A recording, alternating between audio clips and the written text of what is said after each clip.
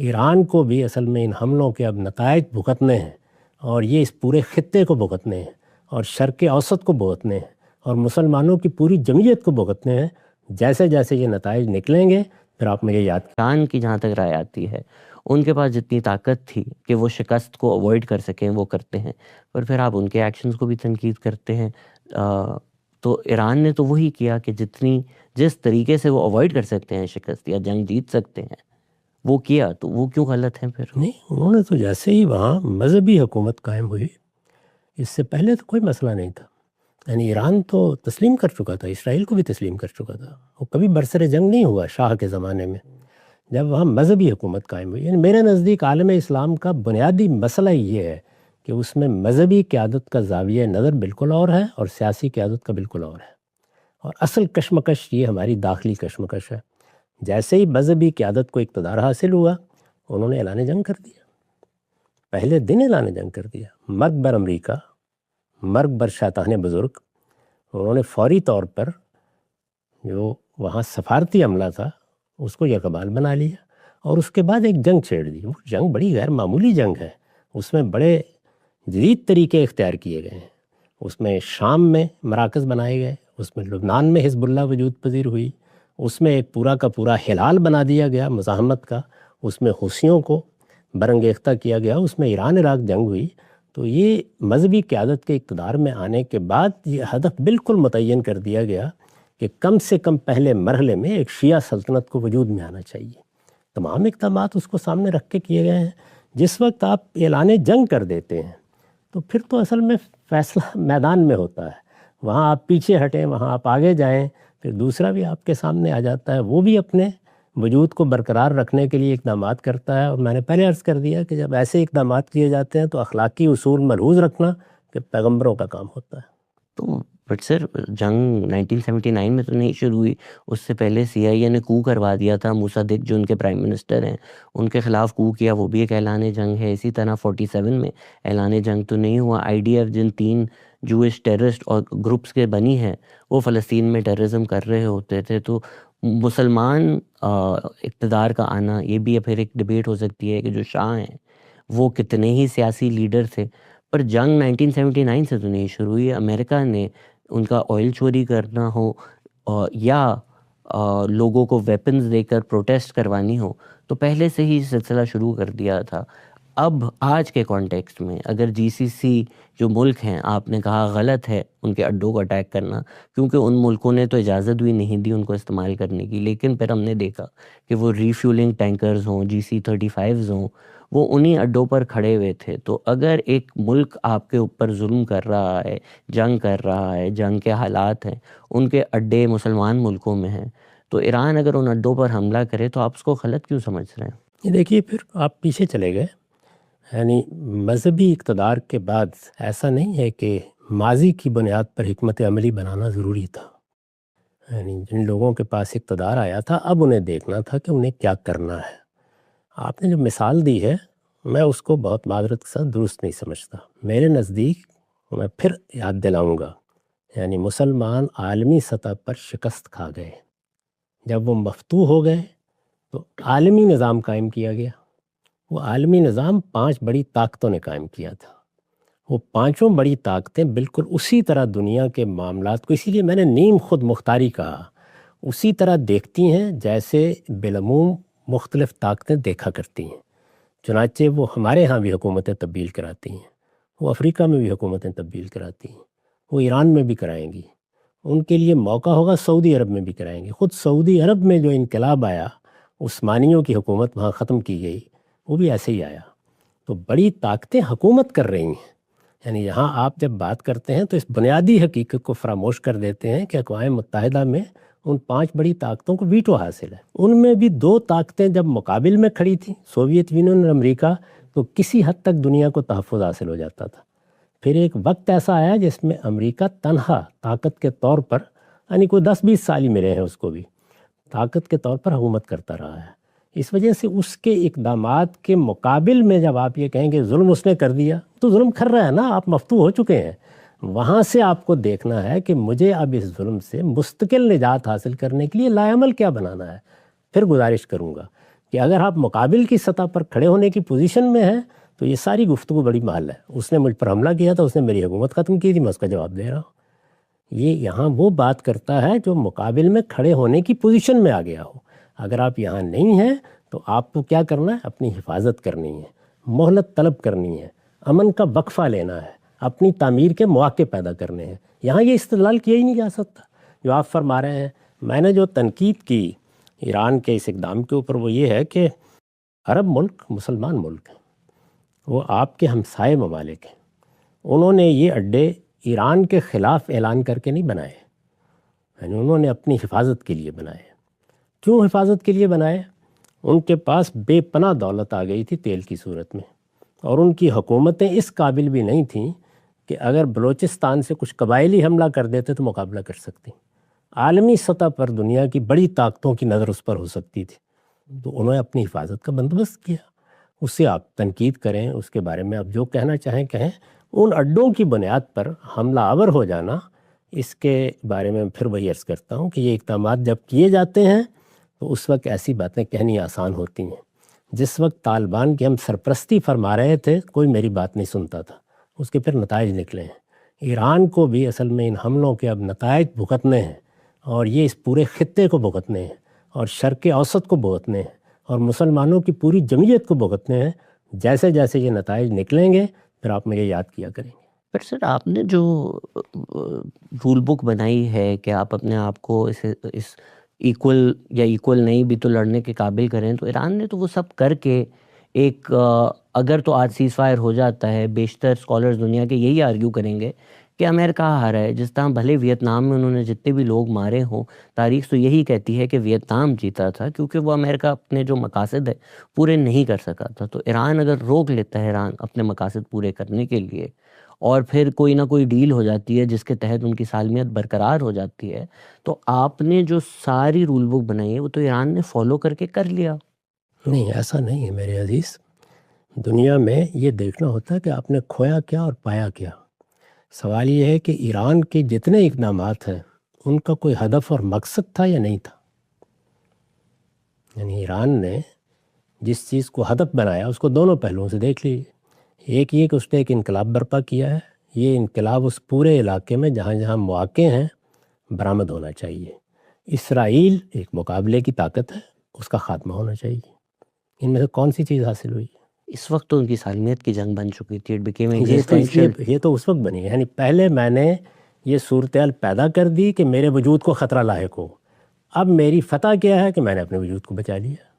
پر سر سوال یہ ہے کہ میں نے ایک اقدام کیا ہے نا، یعنی میں اپنے گھر سے باہر نکل کر میں نے فیصلہ کیا کہ میں سامنے والے گھر پر پتھر ماروں گا.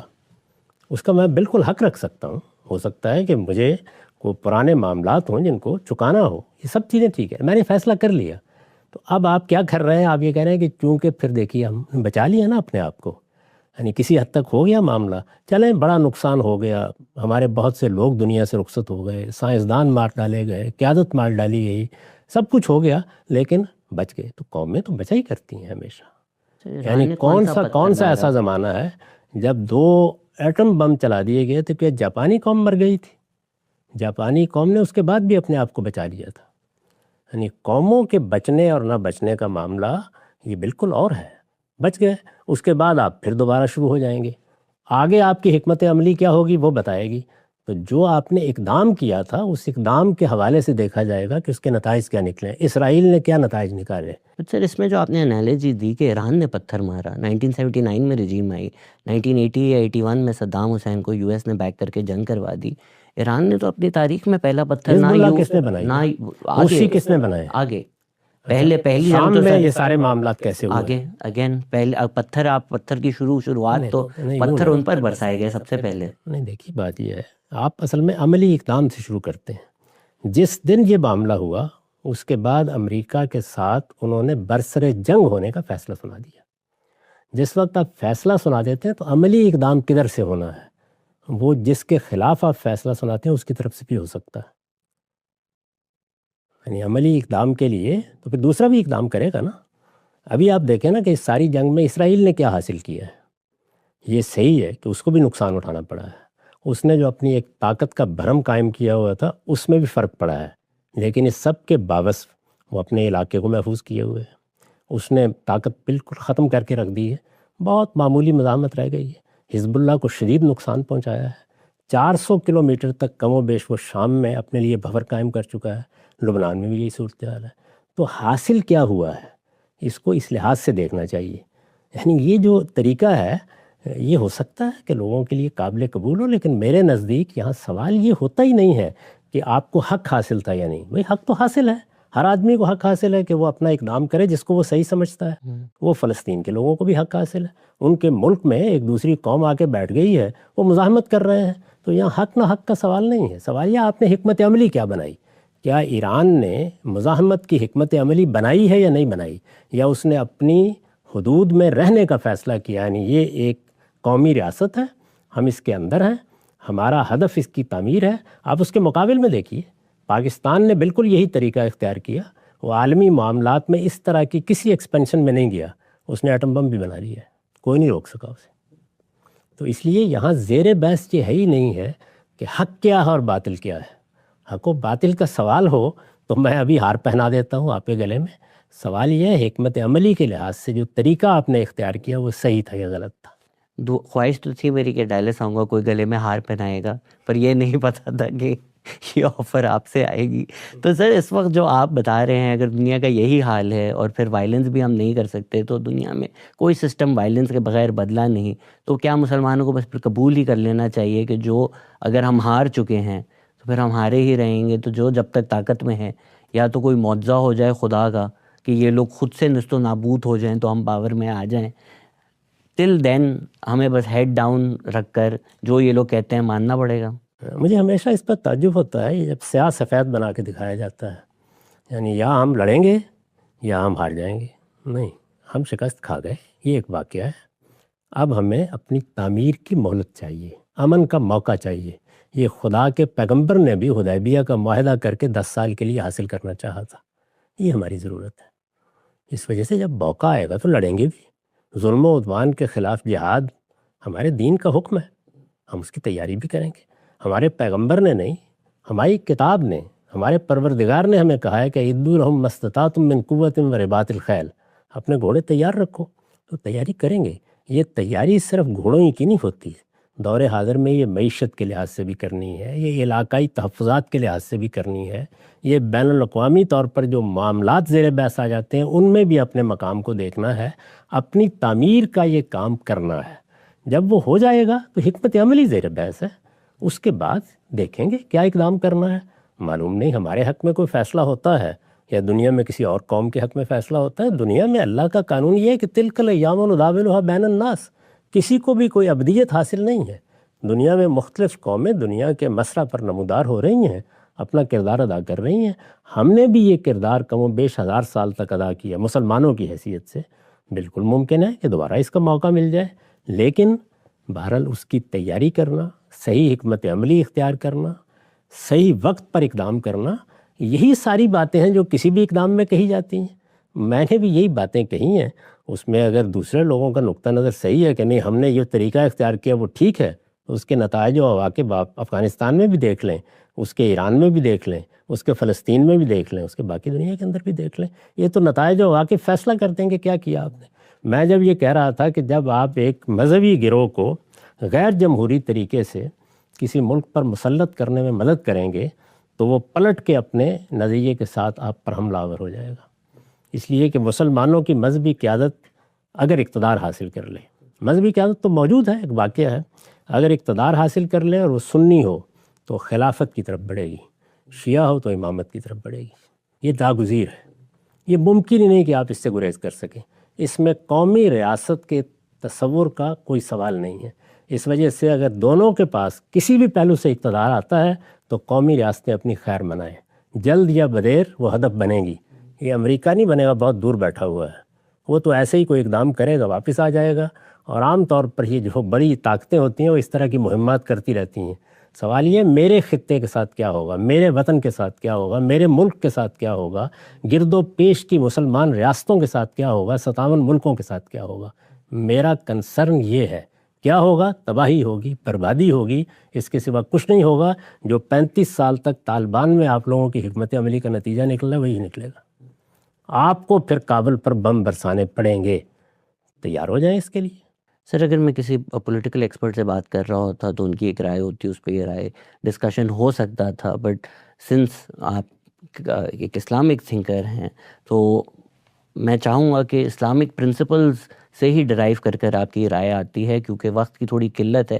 میں اپنی انڈرسٹینڈنگ پیش کرنا چاہوں گا، جہاں جہاں غلط ہوگا اس کی اصلاح دیجیے گا، کہ آپ کی نظر میں سورہ توبہ کے جو احکامات ہیں وہ اس وقت کے لیے تھے، وہ وقت ختم ہو گیا۔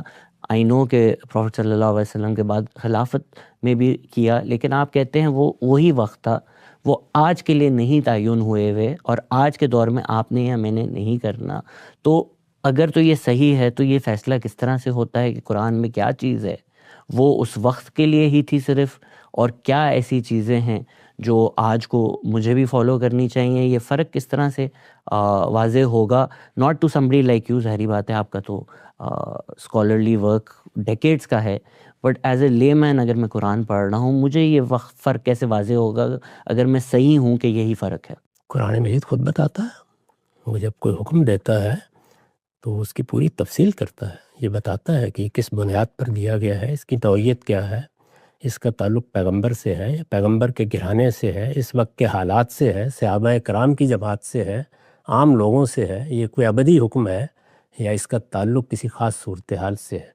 تو اس کو واضح کرتا ہے، اس میں صرف احکام بیان نہیں ہوتے، یہ ساری چیزیں بھی بیان ہوتی ہیں اس کے ساتھ، اور بڑی وضاحت کے ساتھ بیان کرتا ہے۔ تو اس وجہ سے ہر چیز کو دیکھا جائے گا، لیکن وہاں سے حکم لینا کون سا ہے؟ یعنی جہاد کا حکم ہے نا، تو جہاد کا حکم تو ابدی طور پر موجود ہے کہ ظلم و عدوان کے خلاف ہم جہاد کر سکتے ہیں، اقدام کر کے بھی کر سکتے ہیں، مدافعت میں بھی کر سکتے ہیں۔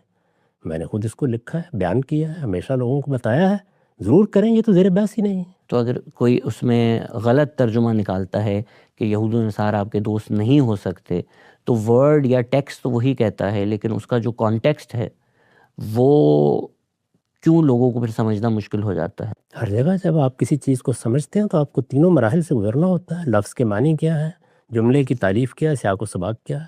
ہمارے ہاں قرآن مجید کے ساتھ بدقسمتی سے یہ معاملہ ہوتا ہے کہ اس میں سیاق و سباق کو نظر انداز کر دیا جاتا ہے۔ اس کے نتیجے میں آپ جب آیت کو اس کے اندر سے اٹھا لیتے ہیں تو میں آپ کی اس گفتگو میں سے اٹھا کے دیکھیے کیسا فتنہ پیدا کر سکتا ہوں۔